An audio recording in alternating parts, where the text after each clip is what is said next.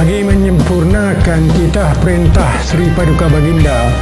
yang di-Pertuan Agong setelah diperkenankan oleh Duli-Duli Yang Maha Mulia Raja-Raja,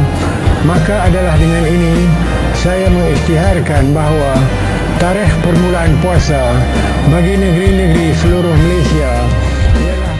Syaban akan berganti, Ramadan kini dinanti, bulan suci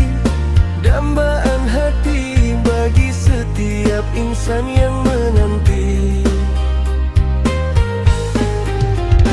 Telah datang Ramadan kini, kami warga Ikram bergema